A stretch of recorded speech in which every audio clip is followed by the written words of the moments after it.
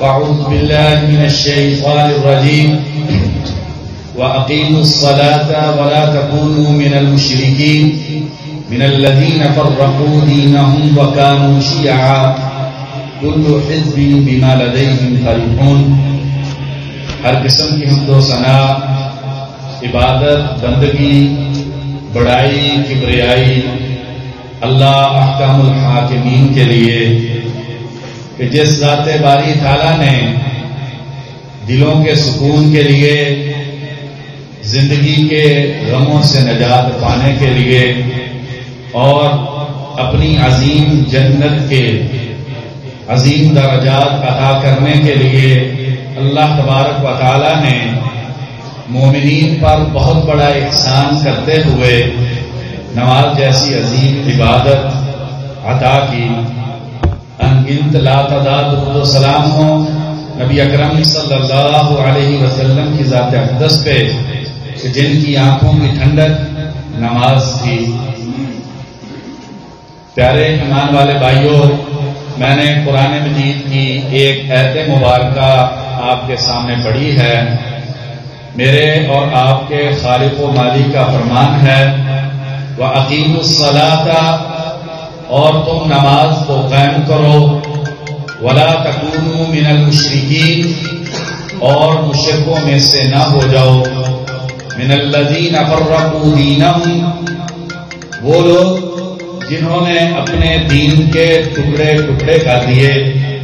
وَكَانُوا شِيَعًا، اور وہ مختلف گروہوں میں تقسیم ہو گئے. كُلُّ حِزْبٍ بِمَا لَدَيْهِمْ فَرِحُونَ، ہر گروہ اس کے جو کچھ پاس ہے اس پہ خوش ہے. یہ آیت کریمہ اس علماء کرام نے دو بڑے اہم مسئلے ذکر کیے ہیں. پہلا مسئلہ کہ جو انسان نماز نہیں پڑھتا وہ انسان مشرک ہے، وہ انسان دائرہ اسلام سے خارج ہے، اسلام کے ساتھ اس انسان کا کوئی تعلق نہیں ہے. کیونکہ اللہ تبارک و تعالیٰ فرماتے ہیں وَأَقِيمُوا الصَّلَاةَ وَلَا تَكُونُوا مِنَ الْمُشْرِكِينَ، نماز کو قائم کرو اور مشرکوں میں سے نہ ہو جاؤ. محدثین اور علماء کرام کی ایک بہت بڑی جماعت اس آیت کریمہ کی روشنی میں یہ موقف رکھتی ہے کہ انسان جو نماز نہیں پڑھتا وہ انسان مشرک ہے، وہ انسان مومن نہیں ہے، وہ انسان موحد نہیں ہے. اور دوسری چیز جو اس آیت کریمہ میں ذکر ہوئی ہے وہ یہ کہ من الذین فرقوا دینہم وکانوا شیعا، وہ لوگ جنہوں نے اپنے دین کے ٹکڑے کر دیے. دل چاہا کسی بات پہ عمل کر لیا، دل نہ مانا تو نہ مانا. وکانوا شیعا، اور وہ گروہوں میں بٹ گئے. علماء کرام نے اس آیت کی روشنی میں لکھا ہے کہ نماز یہ مسلمانوں میں اتفاق اور اتحاد پیدا کرتی ہے، کیونکہ اللہ تبارک و تعالیٰ کی توحید کا سب سے بڑا مظہر وہ نماز ہے. جیسے توحید والوں کو آپس میں جوڑ دیتی ہے، اسی طریقے سے نماز اتفاق اور اتحاد پیدا کرتی ہے. اور جو معاشرے کے اندر اختلاف، تفریق، گروہ بندیاں، یہ حقیقی معنی میں جو آدمی نمازی ہے وہ کسی ایسی جماعت کا حصہ جس کی بنیاد گروہ بندی پر ہو وہ نہیں ہو سکتا، کیونکہ نماز جو ہے وہ انسانوں کو ایک لڑی کے اندر پرو دیتی ہے. پیارے بھائیوں، کسی کہنے والے نے کہا ہے کہ نماز مومن کی معراج ہے. آج کا ہمارا موضوع یہ ہے کہ نماز مومن کی معراج کیسے ہے. یہ نبی صلی اللہ علیہ وسلم کا فرمان تو نہیں ہے، لیکن جس نے بھی کہا ہے بڑا خوبصورت کہا ہے. یہ نماز مومن کی معراج کیسے ہے؟ سیدنا انس رضی اللہ عنہ بیان کرتے ہیں، بخاری اور مسلم کی حدیث ہے، ان احدکم اذا قام فی صلاته فانه ينادي ربه ان ربہ بینہ و بین القبلۃ، کہ تم میں سے جب کوئی ایک نماز میں کھڑا ہوتا ہے فإنہ ینادی ربہ، تو وہ اپنے رب کے ساتھ سرگوشیاں کر رہا ہوتا ہے. ان ربہ بینہ و بین القبلۃ، کیونکہ اس کا رب اس کے اور قبلے کے درمیان میں ہوتا ہے۔ بھائیو یہ کتنا بڑا مقام ہے، اگر ہمیں اس بات کی سمجھ آ جائے، اگر دل میں شعور آ جائے اور انسان کو اس بات کا ادراک ہو جائے، اللہ کی قسم ہے اس کائنات میں اس سے بڑا اعزاز کوئی نہیں ہو سکتا کہ انسان کو اللہ تبارک و تعالیٰ کے ساتھ سرگوشی کی توفیق مل جائے۔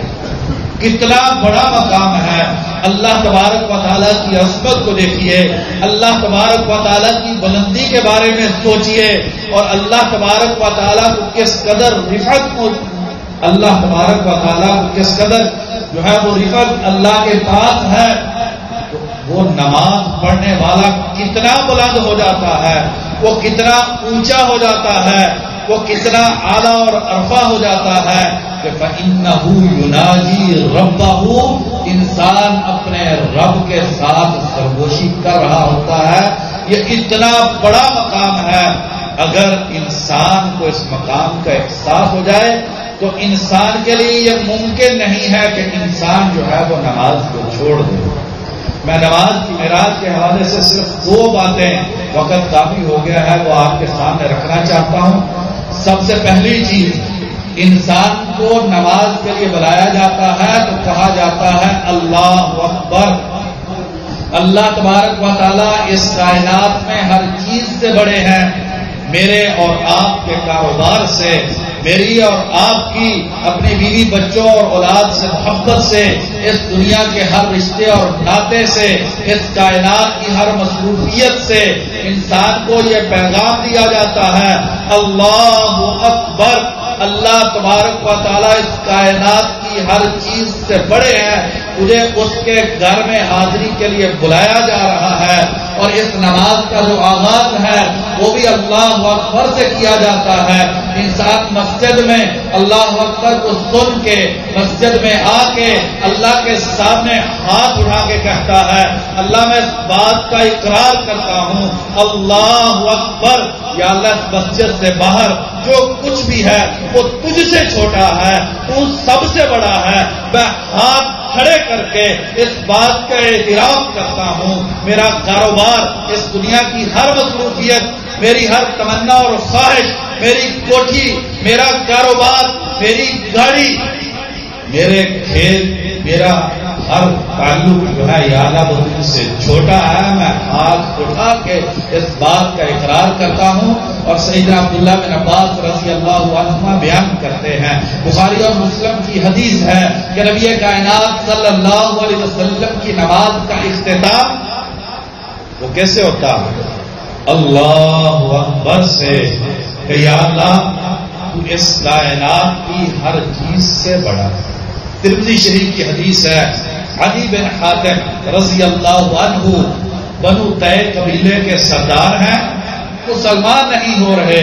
نبی اکرم صلی اللہ علیہ وسلم نے فرمایا بھائیو اگر اس حدیث کو ہم سمجھ جائیں اور میرے اور آپ کے دل میں یہ حدیث آج بیٹھ جائے تو میں سمجھتا ہوں ہمارا بیٹھنا کامیاب ہو گیا۔ نبی صلی اللہ علیہ وسلم نے فرمایا یا عدی بن حاتم ما افرک، عدی تجھے دین اسلام سے کون سی چیز دور کر رہی ہے؟ یہ مسجد میں تو سجدے کے لیے نہیں آتا، ان یقال لا الہ الا اللہ هل من الہ الا اللہ، عدی تجھے اس دین سے کون سی چیز دور لے جا رہی ہے؟ کیا یہ بات کہ اللہ کے علاوہ کوئی عبادت کا حقدار نہیں ہے؟ هل من الہ الا اللہ، علی اس کائنات میں اللہ تبارک و تعالیٰ کے علاوہ کوئی ایسی ذات ہے جس کے سامنے پیشانی رکھی جا سکے؟ علی کیا تیرے علم میں اللہ کے علاوہ کوئی ایسا ہے جو عبادت کا حقدار ہے، جسے معبود مانا جا سکے؟ ماں افرا کا علی تجھے اس دین سے کون سی چیز دور لے جا رہی ہے؟ ان یقال اللہ اکبر، کیا اس بات سے تو بھاگ رہا ہے کہ اس بات کا اقرار کیا جائے کہ اللہ تبارک و تعالیٰ کے علاوہ اس کائنات میں سب چھوٹے ہیں؟ اور اللہ کی ذات سب سے بڑی ہے، ابھی تو اس بات سے بھاگ رہا ہے ہل شیء هو اکبر من اللہ، ابھی تیرے علم میں اس کائنات کی کوئی چیز ہے جو اللہ سے بڑی ہے؟ سیدنا عمر فاروق رضی اللہ عنہ فرماتے ہیں اللہ اکبر خیر من الدنیا وما فیہا۔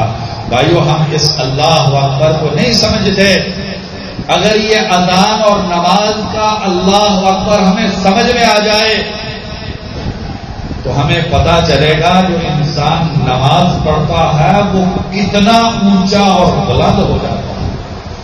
سیدنا عمر فاروق رضی اللہ عنہ فرماتے ہیں اگر انسان اپنی زبان سے ایک مرتبہ یہ کہہ دے اللہ اکبر کہ اللہ تبارک و تعالی ہر چیز سے بڑے ہیں، خیر من الدنیا وما فیہا، اگر پوری دنیا کے سونے اور جواہرات، ہیرے، روپے، ڈالر، پیسے، اس دنیا کے کھیتوں کی کمائی جس دن سے دنیا بنی ہے قیامت تک کے لیے اس دنیا میں جتنی مالیت ہے جو زمین کے اوپر ہے، جو زمین کے نیچے ہے، اگر یہ ساری دولت اکٹھی ہو جائے اور انسان کے قدموں میں لا کے رکھ دی جائے، عمر فاروق رضی اللہ عنہ فرماتے ہیں اللہ اکبر کہنا یہ اس سے زیادہ قیمتی ہے، یہ سارے خزانے اس سے ہلکے ہیں، اللہ اکبر جو ہے یہ اس سے بہت اونچا ہے۔ بھائیو یہ چھوٹی بات نہیں ہے، انسان کو اللہ اکبر کی توفیق مل جاتی ہے۔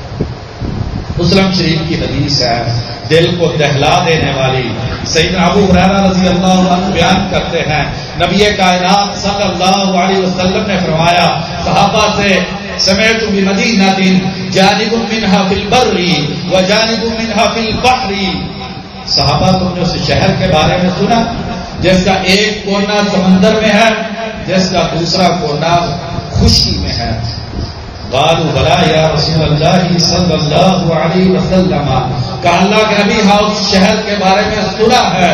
نبی کائنات صلی اللہ علیہ وسلم نے فرمایا لا تقوم الساعۃ، اس وقت تک قیامت قائم نہیں ہوگی حتی یغزوها 70,000 من بنی اسحاق، یہاں تک کہ اس شہر کو فتح کرنے کے لیے اسحاق علیہ السلام کی نسل میں سے 70,000 اس شہر پر حملہ کرنے کے لیے نہیں جائیں گے۔ فَإِذَا جَاءُوهَا، جب یہ 70,000 کا مسلمانوں کا لشکر اس شہر میں جائے گا، وَنَزَلُوا، اور اس شہر میں اتریں گے، لَمْ يُقَاتِلُوهَا بِسِلَاحٍ، اسلحے سے اس شہر پر حملہ نہیں کریں گے، وَلَمْ يَرْمُوا بِسَهْمٍ، اس شہر پہ تیر نہیں چلائیں گے، کیا ہوگا؟ قالوا لا الہ الا اللہ واللہ اکبر، وہ اس شہر کے سامنے کھڑے ہو کر کہیں گے لا الہ الا اللہ واللہ اکبر، اللہ کے علاوہ کوئی عبادت کا حقدار نہیں ہے، اور اللہ اکبر کہیں گے یا اللہ تو ہر چیز سے بنا ہے، سقط احد جانبیہا، زبان سے یہ کہیں گے اس شہر کے قلعے کی ایک طرف کی دیوار جو ہے وہ گر جائے گی۔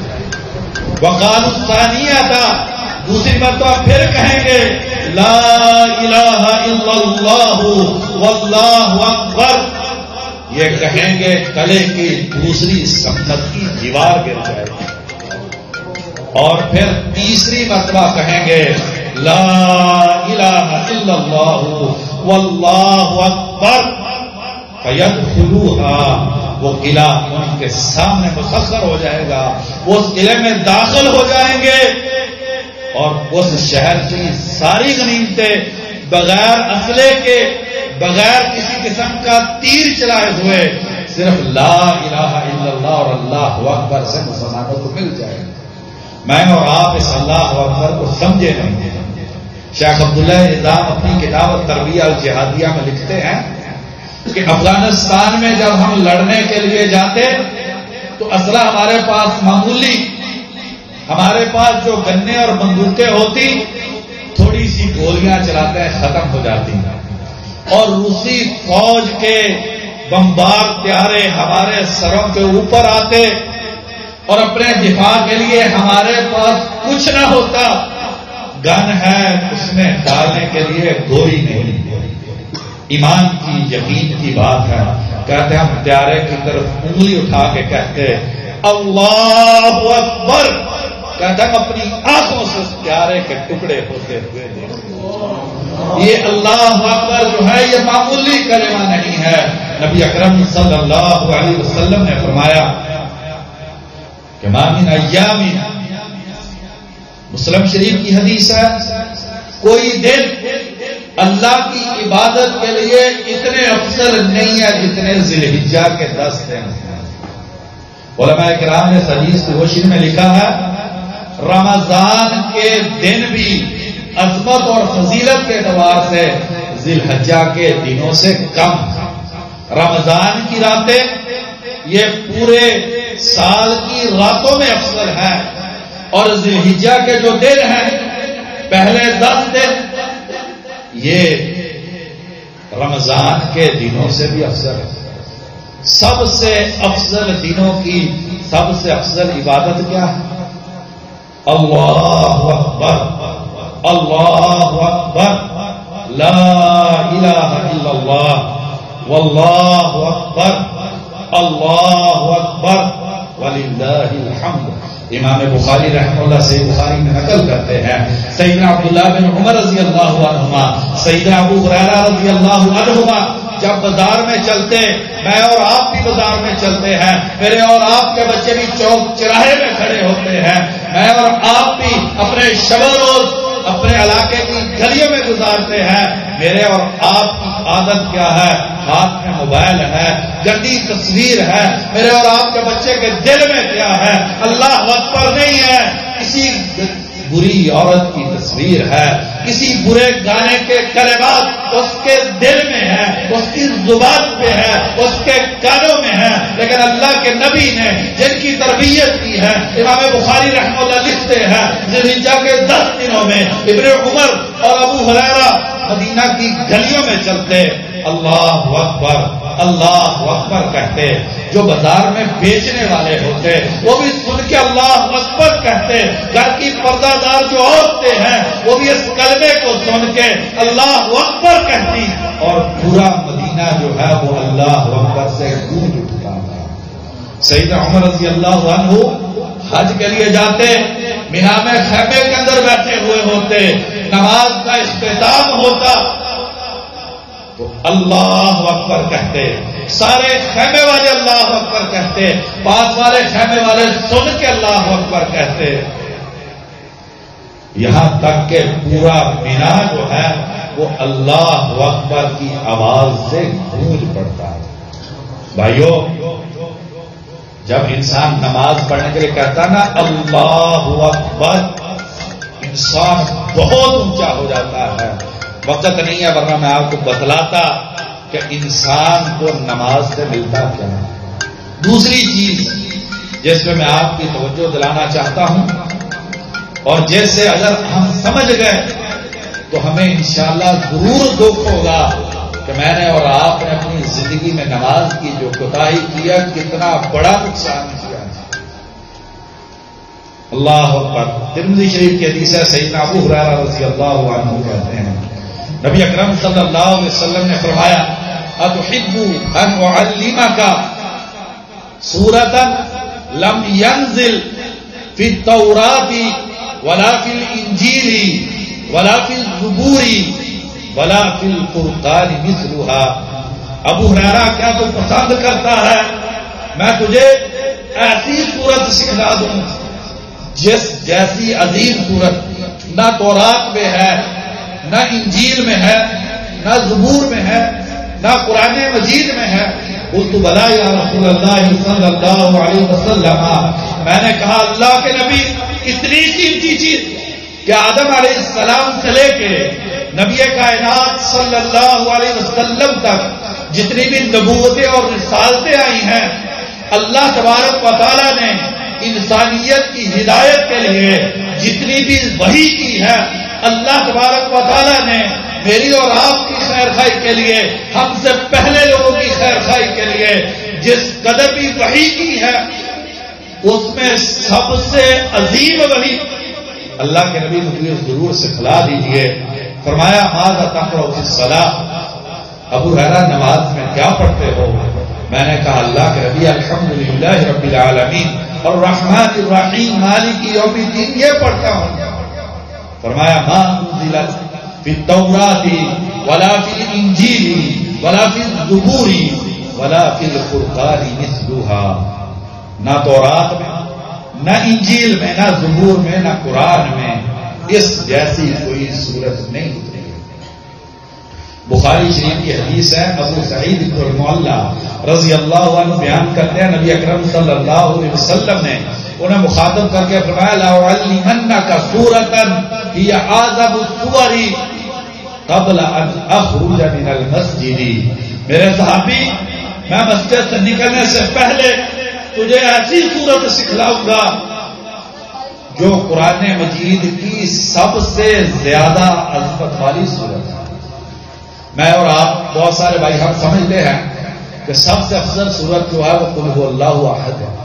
بخاری مسلم کی حدیث کے مطابق قل هو اللہ احد ثلث القرآن ہے، 1/3 10 سپاروں کے برابر ہے. لیکن جو سورت فاتحہ ہے یہ سورت اخلاص سے بھی عظیم ہے، کیونکہ بخاری شریف کی اس حدیث کے مطابق یہ اعظم السور، یہ سب سے عظیم سورت ہے. کہتے ہیں میرا ہاتھ نبی اکرم صلی اللہ علیہ وسلم نے پکڑا، نبی صلی اللہ علیہ وسلم پہ اللہ کی انگنت درود و سلام ہو، صحابہ پر جنہوں نے یہ ہیرے اور جواہرات ہم تک منتقل کیے، محدثین جنہوں نے لکھ کر یہ ہیرے اور جواہرات مجھ تک اور آپ تک پہنچا دیا، پر کروڑوں رحمتیں ہوں. کہتے ہیں میرا ہاتھ نبی کائنات صلی اللہ علیہ وسلم کے ہاتھ میں ہے، مسجد کا دروازہ آ گیا. میں نے کہا اللہ کے نبی آپ نے کہا تھا میں تجھے وہ صورت سکھلاؤں گا جو قرآن کی سب سے عظیم صورت ہے. اللہ کے نبی مسجد کا دروازہ سامنے ہے، مجھے سکھلا دیجیے. آپ صلی اللہ علیہ وسلم نے فرمایا ام القرآن ہی سبع المثانی والقرآن العظیم الذی اوتیتہ. اب میرے صحابی ابو سعید یہ 7 آیتیں یہ عظیم قرآن ہے جو اللہ تبارک و تعالیٰ نے مجھے عطا کی. امام ابن القیم رحمہ اللہ نے اس سورت کی ایک آیت ایاک نعبد و ایاک نستعین، اس پہ 4 جلدوں کی کتاب لکھی ہے. صرف اسی آیت کی تفسیر ایاک نعبد و ایاک نستعین، اس پہ 4 جلدیں لکھی ہے، اور اس میں ایمان کے اس آیت کی روشنی میں 100 درجات ذکر کیے ہیں. امام ابن القیم رحمہ اللہ اس کتاب میں لکھتے ہیں دل کی اور بدن کی ساری بیماریوں کا علاج سورت فاتحہ.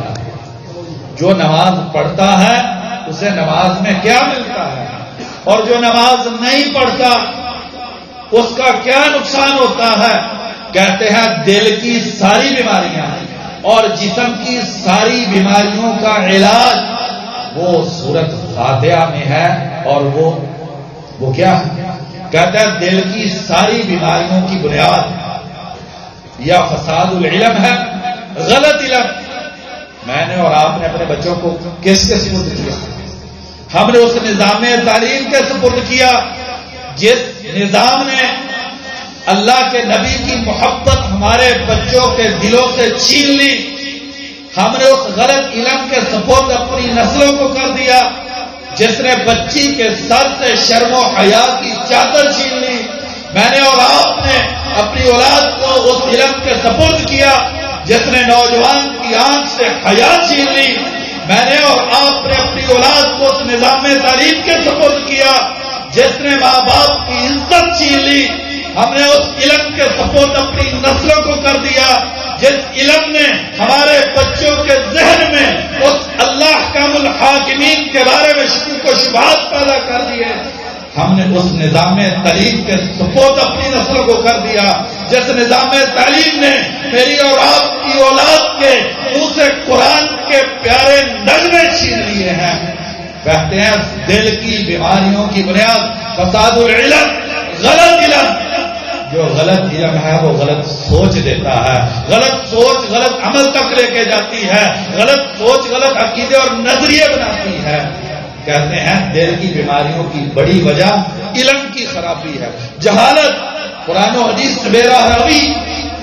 اور دوسرا کہتے ہیں سوء القصد والعلم، عمل، انسان کی نیت برباد ہو جائے، انسان کے ارادے وہ گندے ہو جائیں اور انسان بد عمل ہو جائے. تو کہتے ہیں یہ دل کی دو بیماریاں ہیں. اور کہتے ہیں ان دونوں بیماریوں سے، ان دونوں چیزوں سے دو خرابیاں پیدا ہوتی ہیں. ایک ضلال، گمراہی، اور دوسرا اللہ تبارک و تعالی کا غضب. جو دین کا علم حاصل نہیں کرتا، عمل کرتا ہے، یہ گمراہ انسان ہے. یہ دل کی بیماری ہے. عمل ہے لیکن علم نہیں لیتا. اور جس کے پاس علم ہے وہ عمل نہیں کرتا، اس پہ اللہ کا غضب اور غصہ نازل ہوتا ہے. وہ انسان مغضوب علیہ ہے. کہتے ہیں کہ دونوں کا علاج جو ہے وہ سورۃ فاتحہ کے اندر ایاک نعبد و ایاک نستعین میں. بڑی خوبصورت بات لکھی. کہتے ہیں کہ یہ جو سورۃ فاتحہ تضمنت معانی الکتب النازلۃ، آدم علیہ السلام سے لے کے نبی صلی اللہ علیہ وسلم تک جتنی بھی وحی آئی ہے، اس ساری وحی کا خلاصہ، اس ساری وحی کے معنی، مطلب اور مفہوم جو ہیں وہ سورۃ فاتحہ کے اندر ہیں. اللہ تبارک و تعالیٰ نے جتنی کتابیں نازل کی اور اس میں انسانوں کے لیے جتنی ہدایت رکھی، وہ ساری کی ساری سورۃ فاتحہ کے اندر ہے. شیخ الاسلام ابن تیمیہ رحمہ اللہ کہتے ہیں ایک دن میں بیٹھا، میں نے سوچنا شروع کیا کہ وہ کون سی دعا ہے جو میں کروں اور وہ سب سے عظیم دعا ہو. دعا اللہ تبارک و تعالیٰ سے کروں اور وہ دعا وہ سب سے عظیم دعا ہو. کہتا ہے میں سوچنے لگا، میرے علم کے مطابق میں نے سوچا، میں اس نتیجے پہ پہنچا طلب العون علی مرضاتی، اللہ کی رضامندی حاصل کرنے کے لیے اللہ کی مدد مانگنا، یہ سب سے عظیم اور بہترین دعا ہے. کہتا پھر میں نے سوچا یہی دعا تو ایاک نعبد و ایاک نستعین میں. امام ابن القیم رحمہ اللہ فرماتے ہیں افرض دعاء علی کل عبد و اوجب، سب سے فرض اور واجب دعا جس کی انسان کو اپنی زندگی میں ضرورت ہے وہ کون سی ہے؟ کہتا ہے زندگی کے ہر لمحے میں انسان جس دعا کا محتاج ہے وہ ہے اہدنا الصراط المستقیم، یا اللہ مجھے سیدھے رستے کی توفیق عطا کر، یا اللہ مجھے سیدھا رستہ سمجھا دے. پھر کہتے ہیں اہم المطالبی وانجح الرغائبی، سب سے بڑا مطالبہ اور سب سے کامیاب خواہش جو انسان کی پوری ہو جائے وہ کیا ہے؟ وہ انسان کو ہدایت مل جائے. تو جو لوگ نماز پڑھتے ہیں اور اس میں ایاک نعبد و ایاک نستعین اہدنا الصراط المستقیم پڑھتے ہیں، انہیں کیا ملتا ہے؟ بہت کچھ ملتا ہے. دنیا کی ہر چیز مل جاتی ہے. بات کو مختصر کریں، کہتا ہے یہ تو ہو گیا دل کی ساری بیماریوں کا علاج. جسم کی بیماریوں کا علاج کیسے ہے؟ بخاری شریف کی حدیث ابو سعید خدری رضی اللہ عنہ بیان کرتے ہیں ایک قبیلے کا سردار ہے، اسے کسی زہریلی چیز نے ڈس لیا، سانپ نے یا بچھو نے، اور وہ مرنے کے قریب ہے. صحابہ کو وہ دم کا کہتے ہیں. ابو سعید خدری رضی اللہ عنہ سورۃ فاتحہ پڑھ کے اس پہ دم کرتے ہیں. سینکڑوں میں وہ انسان، اس انسان کو شفا مل جاتی ہے. بڑا خوبصورت تبصرہ امام ابن القیم رحمہ اللہ کرتے ہیں. کہتے ہیں یہ انسان اس اہل نہیں تھا کہ فاتحہ اس پہ اثر کرتی، کہتا ہے کیونکہ اس حدیث کو پڑھنے سے پتہ چلتا ہے کہ یا وہ انسان کافر ہے یا وہ انسان بد عمل مسلمان ہے. اگر اسے مسلمان مانا جائے تو بد عمل مسلمان ہے کہ نبی صلی اللہ علیہ وسلم کے صحابہ اس سے آ کر کھانا مانگتے ہیں، وہ ان کو کھانا نہیں دیتا. تو اگر اس کے بارے میں زیادہ سے زیادہ خوشبانی ہو تو بد عمل مسلمان ہو نہیں سکتا. زیادہ احتمال اسی بات کا ہے وہ کافر ہے. امام ابن القیم رحمہ اللہ لکھتے ہیں اگر یہ صورت کافر پہ اتنا اثر کرتی ہے تو ایک ایمان والے موحد کے جسم پہ اس کا کیا اثر ہوگا. پھر کہتے ہیں میں بیت اللہ کا طواف کرتا، طواف کرتے کرتے تھک جاتا، چور ہو جاتا، جسم اتنا درد کرتا کہ میں قدم اٹھانے کی مجھ میں طاقت نہ ہوتی. امام ابن القیم رحمہ اللہ کہتے ہیں میں فاتحہ پڑھ کے اپنے آپ پہ دم کرتا، وجود پھول کی طرح ہو جاتا، ایسے جسم ہو جاتا جیسے جسم کے اندر کوئی بیماری نہیں. تو یہ جو سورت ہم پڑھتے ہیں کتنی عظیم ہے، اور وہ کتنا عظیم انسان ہو جاتا ہے جو نماز میں پڑھتا ہے، اور اس انسان کا نقصان دیکھیے کتنا ہو جاتا ہے جو نماز نہیں پڑھتا. دونوں کے بارے میں ایک ایک حدیث سنا کے بات کو ختم کرتے ہیں. مسلم شریف کی حدیث ہے، نبی اکرم صلی اللہ علیہ وسلم نے فرمایا ما من عبد مسلم یتوضأ فیحسن وضوءه، کوئی بھی مسلمان وضو کرتا ہے اور خوبصورت وضو کرتا ہے، بہترین وضو کرتا ہے. بہترین وضو کیا ہے؟ یعنی وضو کر رہا ہے، خیالات کھیتوں میں ہے، وضو کر رہا ہے، توجہ جو ہے اس کی کاروبار اور دکان میں ہے، بہترین اچھے طریقے سے وضو کرتا ہے. فیصلی رکعتین، اور 2 رکعت نماز پڑھتا ہے. یقبل بقلبہ ووجہہ علیہما، 2 رکعت پڑھتا ہے، پورا دل نماز میں حاضر ہے اور پورا جسم بھی نماز میں حاضر ہے. فرمایا الا وجبت لہ الجنہ، 2 رکعتیں پڑھے اگر ایسے تو اس انسان کے لیے جنت واجب ہو جائے گی. یہ سورت فاتحہ، یہ نماز کی ادائیں، یہ جو نماز کے اذکار ہیں یہ معمولی چیز نہیں ہے. وقت نہیں ہے ورنہ آپ کو مزید تفصیل بتلاتا. آپ صلی اللہ علیہ وسلم کا اچھا وضو، دل کی پوری توجہ، جسم پوری توجہ کے ساتھ 2 رکعت اگر پڑھ لے آدمی ان اذکار کے ساتھ جو نبی کائنات صلی اللہ علیہ وسلم نے بتلائے ہیں، اس انسان کے لیے جنت واجب ہو جاتی ہے. سیدنا عبداللہ بن عمرو بن عاص رضی اللہ عنہ بیان کرتے ہیں، یہ آخری حدیث اور اس پر بات ہم نے ختم کرنی. مسند احمد کی حدیث ہے، نبی اکرم صلی اللہ علیہ وسلم نے فرمایا من حافظ علی الصلاۃ، جیسے انسان نے اپنی نماز کی حفاظت کر لی. حفاظت کیسے ہوتی ہے؟ کئی گھروں میں سونا چاندی ہو، حفاظت کیسے کرتے ہیں؟ نماز کی پابندی، اس کی دیکھ اور بھال، وقت پر ادا کرنا، جماعت کے ساتھ نماز پڑھنا. یہ نہیں کہ بستر پہ سویا ہوا ہے نماز کی فکر نہیں ہے. جس نے نماز کی حفاظت کی کانت لہو برہانہ، یہ نماز اس کے پاس دلیل ہوگی کہ میں مسلمان ہوں. کل قیامت کے دن اللہ کے دربار میں اپنے آپ کو مسلمان ثابت کرنے کے لیے میرے بھائیوں کیا دلیل ہوگی؟ نماز و نورا، اور روشنی. اس دنیا میں جو آدمی صحیح نماز پڑھتا ہے اسے اچھے برے کی تمیز ملتی ہے، حلال حرام کا فرق ملتا ہے، ماں باپ کی عزت کرتا ہے، چھوٹوں پہ شفقت کرتا ہے. اس دنیا میں نماز روشنی، اور جب انسان قبر میں جائے گا جہاں تیری کوٹری ہے وہاں پر یہ نماز روشنی.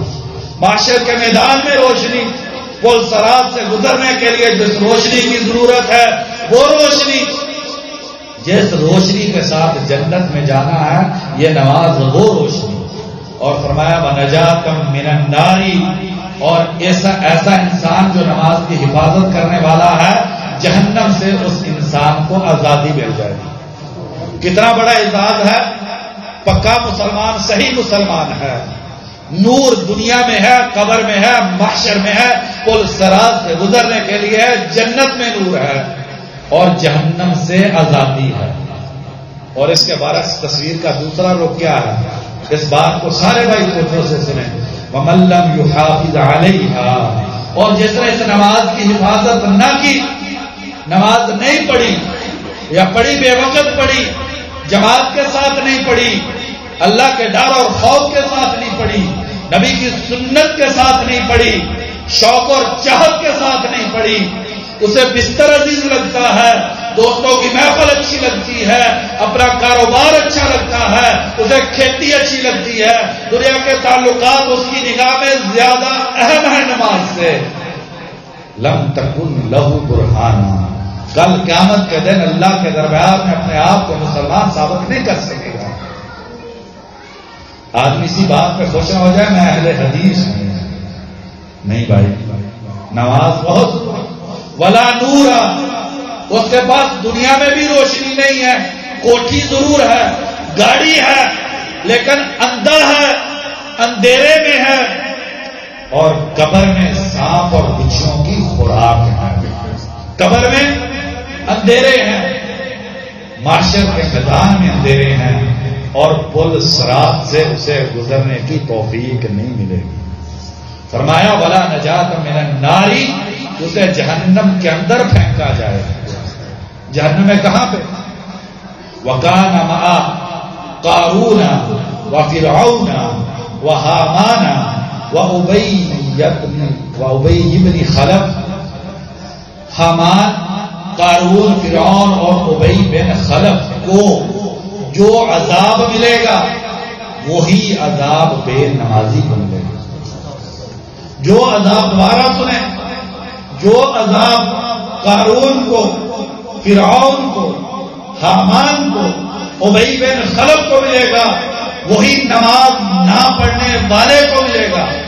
علماء کرام نے اس حدیث کی روشنی میں لکھا ہے، اس سے پتا چلا کہ وہ انسان مسلمان نہیں ہے، ورنہ اسے وہ عذاب نہ ملتا جو فرعون کو ملا۔ قارون کے پاس دولت بہت تھی، وہ دین سے دور چلا گیا۔ بس آخری بات ہے، توجہ آپ نے اس پہ کرنی ہے، ہم نے اسی پہ بات ختم کرنا۔ تو جسے پیسہ نماز سے دور لے گیا وہ قارون کے ساتھ ہوا۔ فرعون کے پاس بادشاہ تھی، اس بادشاہ پہ اتنا گھمنڈ تھا تو وہ دین سے دور ہو گیا۔ جسے بادشاہ نماز سے دور لے گئی وہ فرعون کے ساتھ ہوا۔ حامان کے پاس وزارت تھی، جس کے پاس عہدہ، چودراہٹ، وزارت، اسے نماز سے دور لے گئی، وہ حامان کے ساتھ ہوگا۔ اور ابی بن خلف جو بہت بڑا تاجر تھا اور جسے تجارت، کھیتی باڑی، کاروبار، اسے نماز سے دور لے گئے، وہ ابی بن خلف کے ساتھ۔ بس بھائیو اتنی بات ہے، اگر زندگی میں نماز ہے تو زندگی زندگی ہے، ورنہ موت ہے۔ نبی اکرم صلی اللہ علیہ وسلم نے فرمایا، بخاری شریف کی حدیث ہے، صلوا فی بیوتکم ولا تجعلوها مقابر، اپنے گھروں میں نماز نفلی پڑھا کرو، اپنے گھروں کو قبرستان نہ بناؤ۔ جس گھر میں نماز نہیں ہے وہ گھر قبرستان ہے، جس زندگی میں نماز نہیں ہے وہ زندگی موت ہے، وہ زندہ انسان نہیں ہے۔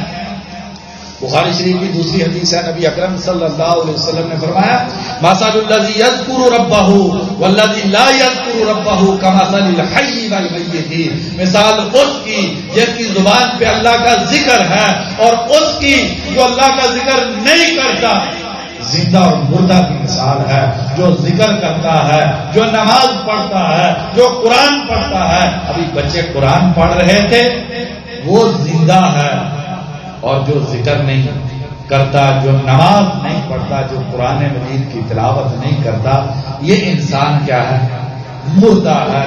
اور قرآن مجید کے حوالے سے ایک بات کروں، اللہ تبارک و تعالیٰ قرآن مجید میں فرماتے ہیں، وَمَنْ أَعْرَضَ عَنْ ذِكْرِي فَإِنَّ لَهُ مَعِيشَةً ضَنْكًا وَنَحْشُرُهُ يَوْمَ الْقِيَامَةِ أَعْمَى۔ جس نے ہمارے ذکر سے، امام احمد کہتے ہیں ذکر سے قرآن مجید، جس نے قرآن مجید سے منہ موڑ لیا ہم اس کی دنیا کی زندگی تنگ کر دیں گے. مصیبتیں، پریشانیاں، بیماریاں، اولاد نافرمان، بیوی آواز اٹھانے والی، ہم اس کی دنیا کی زندگی تنگ کر دیں گے. وَنَحْشُرُهُ يَوْمَ الْقِيَامَةِ أَعْمَىٰ، اور قیامت کے دن اس انسان کو اندھا کر کے اٹھائیں گے. قَالَ رَبِّ لِمَ حَشَرْتَنِي أَعْمَىٰ وَقَدْ كُنتُ بَصِيرًا، یا اللہ مجھے اندھا کر کے کیوں اٹھایا ہے، میں تو بڑا دیکھنے والا تھا. تو کیا ہوگا؟ كَذَلِكَ أَتَتْكَ آيَاتُنَا فَنَسِيتَهَا وَكَذَلِكَ الْيَوْمَ تُنسَىٰ. تیرے پاس میرا قرآن آیا تھا، تیری آنکھوں کو قرآن دیکھنے کی توفیق نہیں ملی تھی. تیری آنکھیں کیا کرتی تھیں؟ بھائیوں، میری اور آپ کی آنکھیں، ہمارے بچوں کی آنکھیں کیا دیکھتی تھیں؟ واٹس ایپ، فلمیں، گانے، گندی عورتیں، خبریں، دیگر چیزیں، لیکن قرآن نہیں دیکھتی. تو کل قیامت کے دن وہ آنکھیں اندھی ہوں گی جو آنکھیں قرآن نہیں پڑھتی ہوں گی. کیوں؟ بعض علماء نے کہا کہ راز یہ ہے کہ یہ آنکھیں گندی آنکھیں ہیں. جن آنکھوں نے قرآن نہیں پڑھا، جن آنکھوں نے قرآن نہیں پڑھا، یہ گندی آنکھیں ہیں. تو یہ آنکھیں کل قیامت کے دن چھین لی جائیں گی تاکہ اللہ اور اللہ کے رسول کا دیدار ان آنکھوں کو نصیب ہو. اس لیے بھائیوں، بڑے خوش قسمت ہیں یہ بچے، ان کے اساتذہ، والدین جنہوں نے ادارہ بنایا، جو ادارے میں تعاون کرتے ہیں، جنہیں یہ قرآن کی توفیق ملی، اس نماز کی توفیق ملی.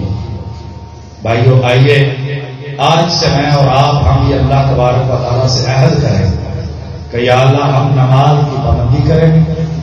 جو نماز کے اندر خیر ہے وہ یا اللہ ہمیں حاصل ہو جائے، اور جو نماز چھوڑنے پہ دنیا کی مصیبتیں اور آخرت کے سخت عذاب ہیں، اللہ تبارک و تعالیٰ ہمیں اس سے بچا لے. اللہ تبارک و تعالیٰ ہمیں حقیقی معنی میں نمازی مسلمان بننے کی توفیق عطا فرما دے.